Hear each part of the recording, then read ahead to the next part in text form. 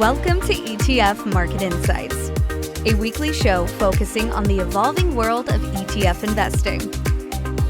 Each Friday, a new panel of thought leaders aims to provide investment education and insights with the goal of helping you become an informed investor. Make sure to visit youtube.com/ETF Market Insights to watch previous episodes. And remember to hit subscribe so you receive a notification when we post new content and when we go live each Friday. Thank you for joining us today. Let's get started. Welcome back to ETF Market Insights. I'm your host, Erin Allen with BMO ETFs. And today I'm joined by Larry Berman. Welcome back, Larry. One of the most famous ETF investors here in Canada. Larry has over 30 years experience in the industry, and I feel really provides information around investing. What is that, 35? 35 now, yeah, 36 actually. I know, I color my hair so you can't tell. Yeah, I guess we haven't updated that in a few years. But yeah, Larry is the host of BNN show Berman's Call, which many of you will recognize him from, one of the top shows on BNN, and definitely for good reason. Larry provides market information in a really easy to understand, digestible way. So happy to have you on here today, Larry. As a reminder, we're not providing you any advice or investment recommendations today. Today is all about providing education around investing and around using ETFs for Canadian do-it-yourself investors. So I mentioned Larry's with me here today. Larry is a CMT, a CFA, a US registered commodity trading advisor, and co-founder and CIO of ETF Capital Management as well. So he does take a tactical approach to portfolio management, so keep that in mind in our discussions today. Really sets him apart from the crowd, but always leads to a very engaging conversation. So before we do get started, a quick reminder to subscribe to our YouTube channel. We have over 100 videos on there now that you can peruse on a whole wide range of different topics. So subscribe and ring that bell so you're notified each week as we go live. Just to kick things off, our 1-minute update today. Over the past couple weeks, we've been trying to include some highlights in terms of our new ETFs that we've launched this year. And I wanted to highlight the T series or the .T ETFs as a new innovation in the ETF space that BMO's brought to the market. So you've probably heard about T series or T units, popular strategy in the mutual fund world, because really what they do is they offer investors an easy way to transition from investing for long-term growth to drawing that regular tax-efficient cash flow as they enter retirement. So similar to a T6 mutual fund, our tickers ZBAL.T and ZGRO.T both pay out a 6% distribution rate annualized, but on a monthly basis. And they're really designed for those who need cash flow. So a great solution for the retiree segment of the market. They're the same portfolios as our regular asset allocation ETFs, ZGRO and ZBAL. So they carry all the same benefits of those: diversification, regular rebalancing, ease of use, and of course are available at a really low cost of 18 basis points as well. So check those out. If you do have questions on .C, feel free to leave them below and we'll get them to them on a future episode. All right, Larry, welcome again. Thank you for taking the time to be with us today. I know you just basically stepped off a flight, but it's good to have you here. So let's get right into it and turn to the markets that we're experiencing today. A lot of investors are concerned hearing a lot about that big R word of recession. What are your thoughts? Have we seen the worst of it, or what's the probability that we're headed for a recession? You know, there are a handful of indicators out there that have been proven reliable over the years. Most people are familiar with the slope of the yield curve. So you look at short-term interest rates, funding markets relative to longer-term lending markets, and when the yield curve inverts, that's often a sign. There's 4 indicators that I look at. The one we're going to look at today here on the chart is something that's relatively new to me, been around for a while. A Fed economist, now ex-Fed economist, developed this recession indicator, and it's never ever missed. So you can see the history here going back into the 1960s and 50s in terms of the data. So you've got the S&P 500, all the pink shaded areas are historical recessions, And what that blue line is the indicator, and it's simply a 3-month simple average of the U3 unemployment rate. So you look at a fairly broad measure of unemployment, and you say on average, if it goes up by more than 0.5% over a 3-month average period, that historically 100% of the time has said we're in a recession. So while the inverted yield curve has, an efficacy closer to 90%, this one's 100. Some of the sentiment surveys that are out there, for example, there's one done by the Federal Reserve itself, and that one right now, it's a relatively new series, but right now, that one from a sentiment perspective, where like if I were to ask you, Aaron, do you think a recession's coming? You're the economist for the bank. Well, I know you're not, but like that's the kind of survey.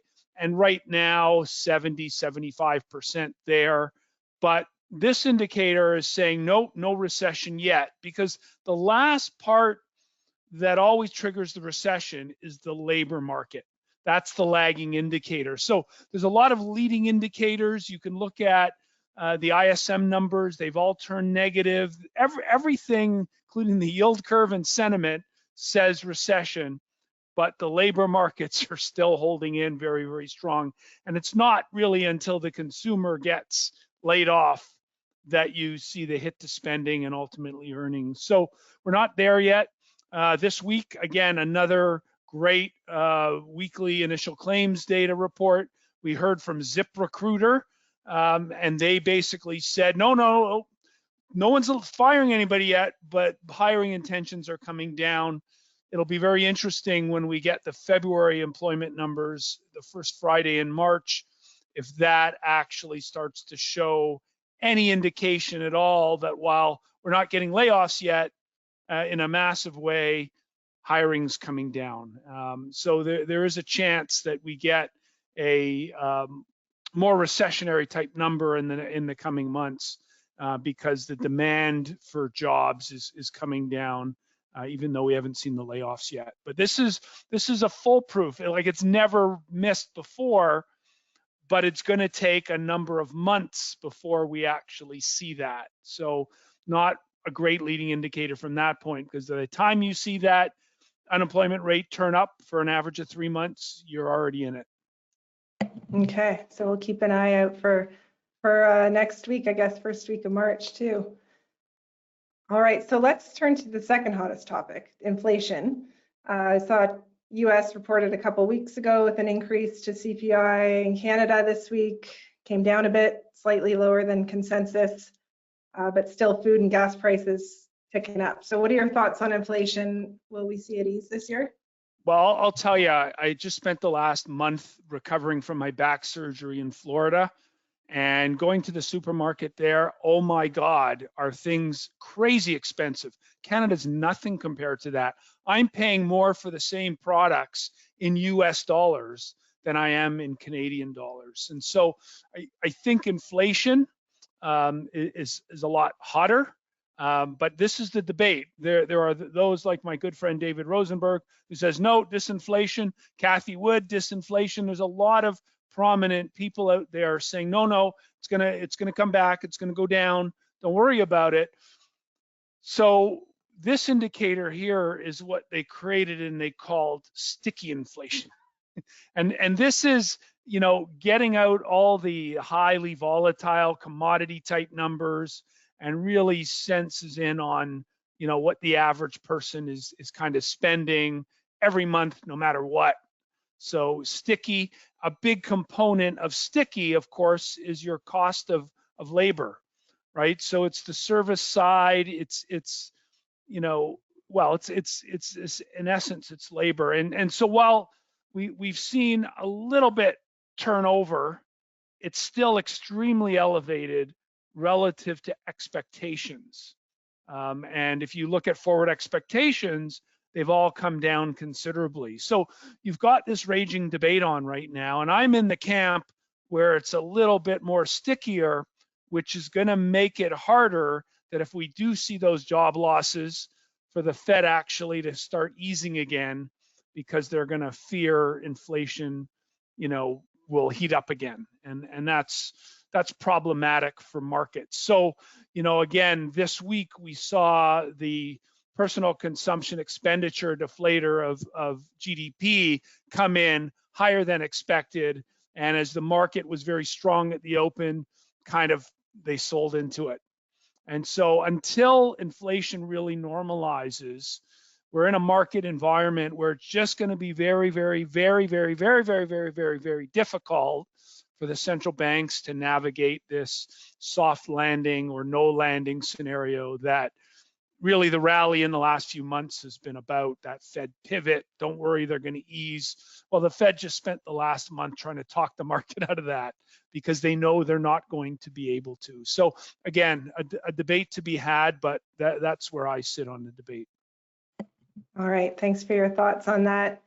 Let's turn to currency. Where do you think we are with the USD? I've read a lot about thoughts that it may have peaked. And then also maybe your thoughts on what's the impact that monetary policy is having on the USD.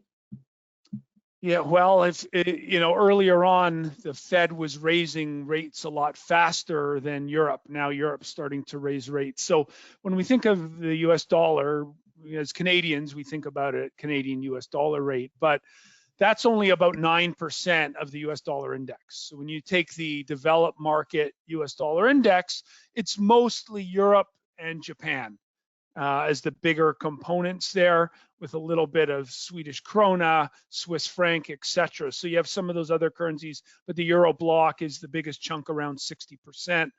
And so, if you look at when the euro was created back in 1999, eyeball that level across, frankly, we're about the same level today as we were back then.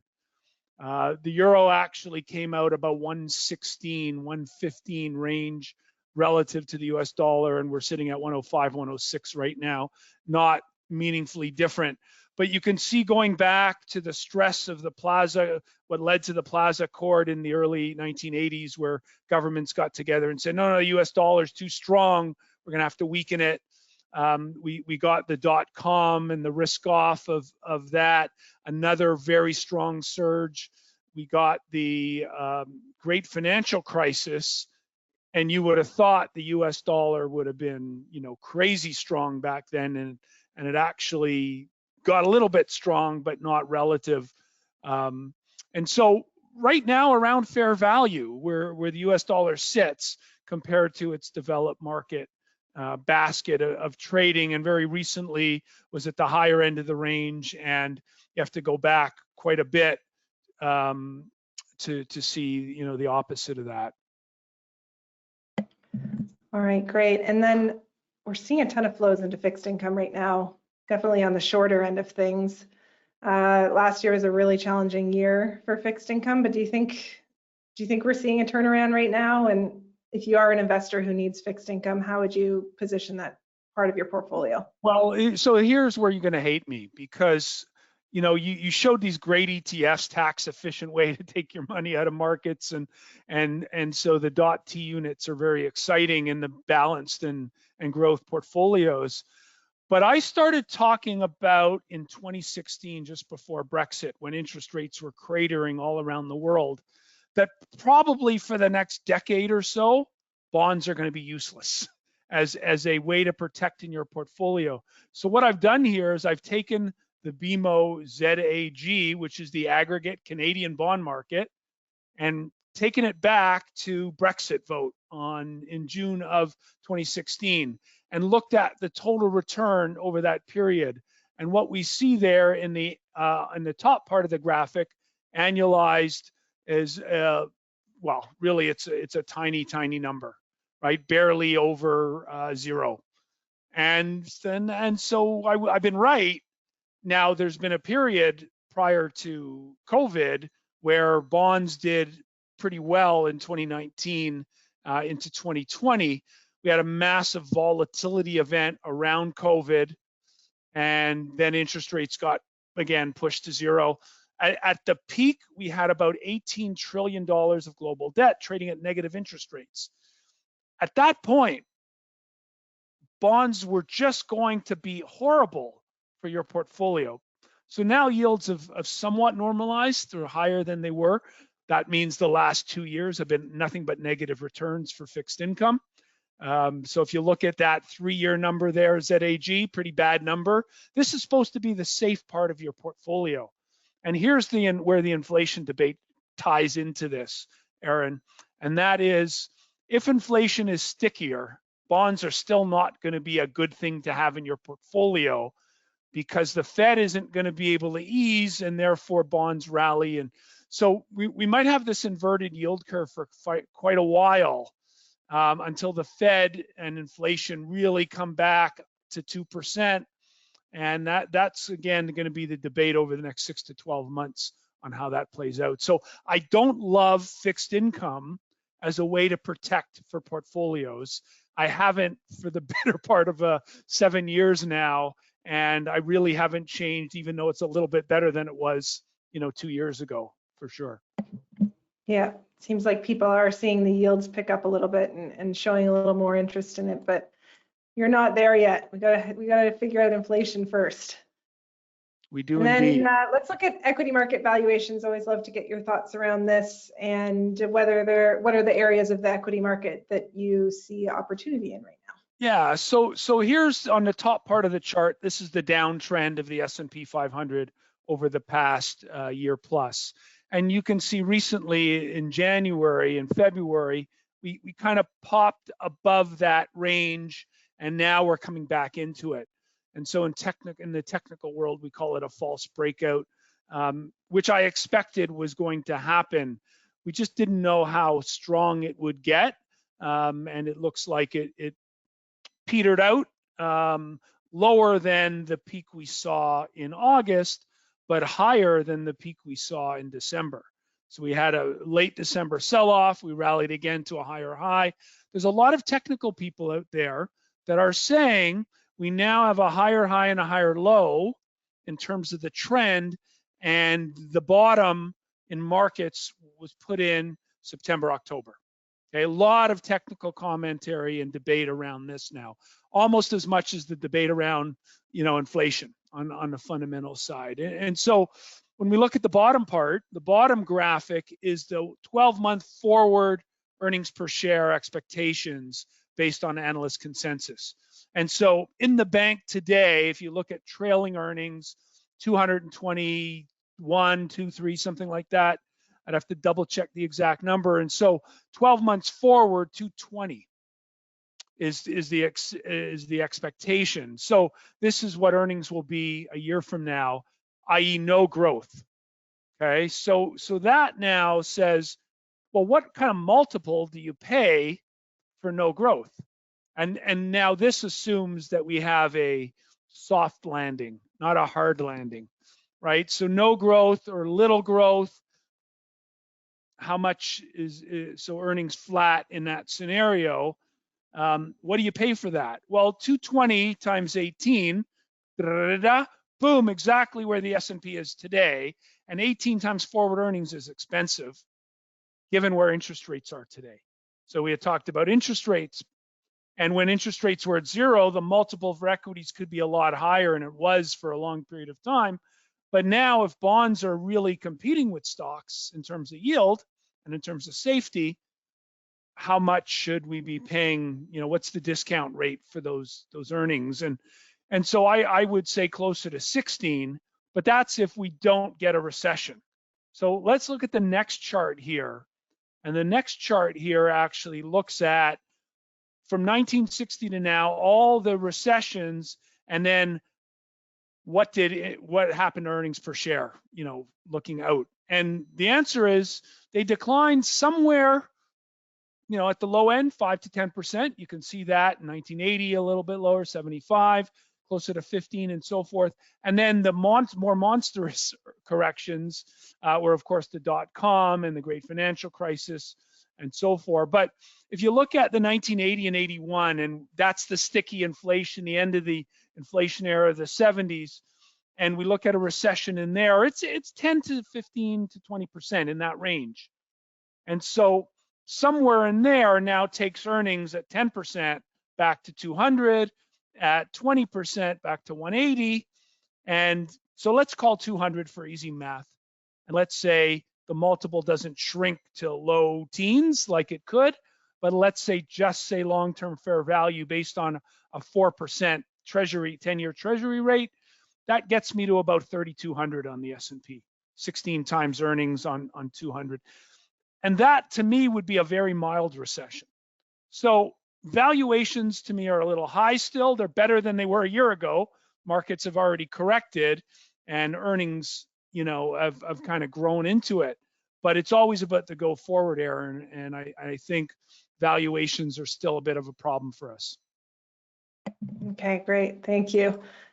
And then we get a ton of questions on energy. A lot of questions on ZEO lately, our equal weight oil and gas exposure, probably because it's done so well. But walk us through your outlook here and what you expect from the oil and gas industry going forward. Yeah, so this is XLE. So this is the broad market cap weighted US energy sector. So Exxon Mobil, Chevron are the big names in there, but Halliburton, Schlumberger, and so forth on the drilling side. At 90, where we were recently, we've come off those levels now, but at the recent highs, in fact, last summer I did a Berman's Call episode where I said, it's time to sell XLE and XEG, the Canadian one, ZEO 2, and go to more to clean energy. And I said, buy the ZCLN, ICLN ETFs that play the clean energy space. Aaron, I was getting hate mail from people in Alberta. No, Larry, I like you, but. And so when I look at the 90 area here, and we go back and look at the peak in oil and gas in 07, 08, the peak in 13, 14, and where we are now, I get that these guys are throwing off a lot of cash, but the best before date is way in the rearview mirror in terms of this being a growth sector. I get the story of supply constraints. I understand the difficulty around Russia and OPEC. I get all that. And I wouldn't for a minute say we can't get up to $120 on a squeeze, on some kind of further geopolitical shock. There's some issues in the Middle East with Iran now where we're hearing out of Israel, they may get aggressive. Who knows what's going to happen in terms of that. And so could you get a trade? For sure. Should we buy dips for the next year or two? Yeah, absolutely. But do I like it fundamentally? No. I think it's overvalued here. And the 10-year outlook, if 10 years from now, XLE was still at 90, I'd be very surprised. My guess would be lower 10 years from now. So at best, you're going to generate a dividend, all good. And I'm not talking about trading. I'm talking, is this time to put long-term money into oil and gas? And the answer would be no. Do you still like the clean energy space? I do very much, because on the flip side of this is the clean energy, right? It's the future. It's the next 10, 20, 30, 40, 50 years.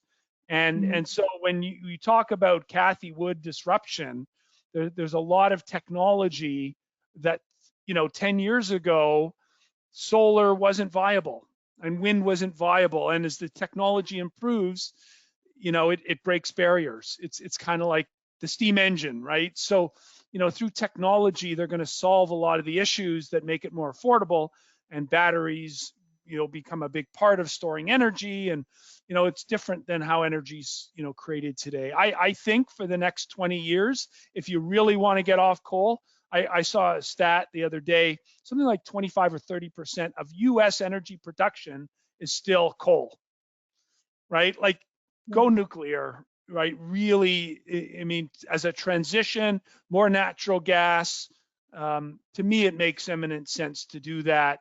And, listen, every car in the world by 2035, for the most part, is going to be, but are we ever going to fly on a jumbo jet across the ocean on a battery? Listen, I don't know if the technology ever gets there. I'm not getting on that flight. I'm not getting on that plane. All right, sounds good. And then I wanted to sort of close out on cover call ETFs. Definitely grown in popularity recently. We had an episode, I think 2 weeks ago now, that had a ton of views. People are interested in this space, so I wanted to put in a question on this.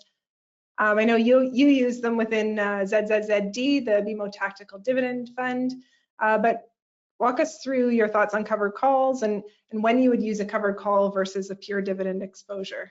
Yeah, great. So when you're max bullish, valuation's good, everything else, a lot of upside, you don't want any covered calls. You want your pure dividend players if you're playing for, dividends and yield. So that would be ZUD or ZDY, right? Direct US market up. Now there's equivalents for Canada, and there's equivalent ETFs for Europe to play there, but basically I'm talking about 3 ways to play the US here. The most offensive way to play it is with ZPay, and that's the ETF that I was involved developing with BMO that writes puts on great companies, so the market sells off, you get long, and it does covered calls, and BMO does them, better than anybody. Market rallies, you sell a little bit, you never sell it all out, you sell half. So you're able to generate a yield north of 6%, which I like, and you do it with, on average, half the volatility of the market. And then you have the one in the middle, which is always long, good companies with the covered call overlay. So it's that same dividend basket with the covered call overlay. Well, one thing that was missing, and where dividends aren't available typically, is technology. And so I asked BMO a couple of years back, I said, listen, we need a way to generate yield in technology sector, and ZWT was born. And so when you look at the since inception numbers of the 3 of these ways to get exposure and yield from the US market, when I'm most defensive, so right now, I've got more ZPay in my portfolio. But when the markets were selling off in September and October, I sold ZPay out, and I bought a ZWT to get the yield, but to play the technology rebound, which I expected. Very recently, within the last couple of weeks, Aaron, I've reversed that trade again. So the technology's out, I'm back into ZPay. There's still some good technology names in there, but again, it's less overall risk than you would get with a pure technology ETF. And we also were in, ZDY, or I can't remember if it was ZDY hedged or ZUD, and then we flipped it back to ZWH. So the more defensive you are, the more covered call exposure you want to have, and the more offensive you are, you don't want to have that. So while ZPay will do well in an up market, it won't do as well as the pure dividend exposure, where you're not necessarily giving up that upside. Even though BMO does it well and you don't get fully called away, but you inevitably have to buy stocks higher than you sold them, in a covered call strategy in an up market. Yeah, you've been a great help in helping us develop those products, and obviously we just came out with 2 more healthcare and energy cover calls, so we have almost all the tools in the toolkit now. All right, Larry, thank you for your insights. Just a reminder to everybody, Larry's show, Berman's Call, is on BNN, but he also has a weekly YouTube series, Market Update, which is really helpful. I think it's about 10-15 minutes, so a good quick hit every week. And of course, Larry manages ZZZD for us here at BMO Tactical Dividend ETF, or our sleep at night portfolio, as we like to call it. So thanks, Larry, for that. We do want to have a couple audience questions that I want to turn to now before we close out. So the first one is relating to the recent Financial Times article that was suggesting that fixed income ETFs are having a negative impact on the liquidity in the fixed income market.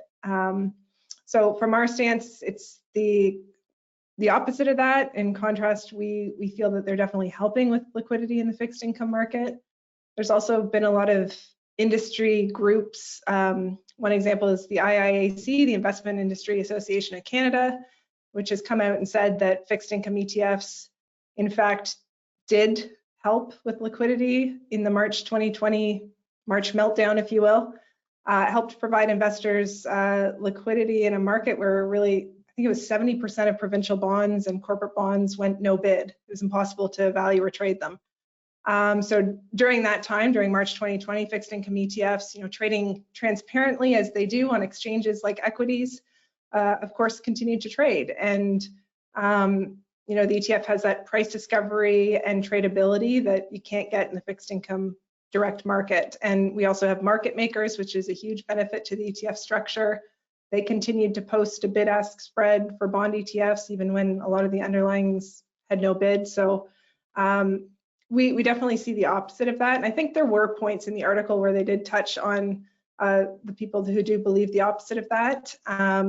We also have an example, a large institutional investor during March 2020 chose to rebalance out of fixed income into equity, and we were able to execute an over $200 million trade in our ZAG ETF, our aggregate bond ETF. So I think the proof is in the pudding there. ETFs do help investors find liquidity in challenging market times. So hopefully that addresses that question. Larry, I think the next one's a good one for you. What are your thoughts on the tech sector? It seems to be performing much better this year. Yeah, so you can't look in the rearview mirror and say that's going to continue to happen. And so yes, and when valuations were better, September, October, I really liked it. I talked about that, moving a lot of that exposure in my US exposure into ZWT at that point. But recently, having got out of that, and when you look at those big tech names, your Apples and your Microsofts and the like, some great, fantastic companies in there. The question is, how much should we be paying for them?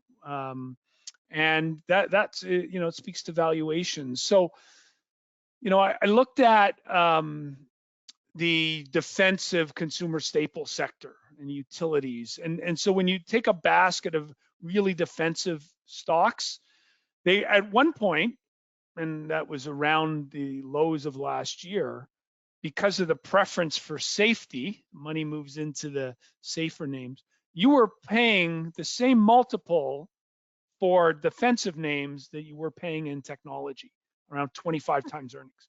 Well, to me, that's a no-brainer to go the other way, because while tech wasn't cheap, like 15 times earnings, relative to the defensive part of the market, it was, and because we were oversold and expecting a bit of a counter trend rally on a sentiment around a Fed pivot. So I think very much for the next year or two, as we debate inflation and its impact on interest rates and discount rates, technology is going to be a two-way market. A lot of ups and downs, so a lot of opportunity for traders.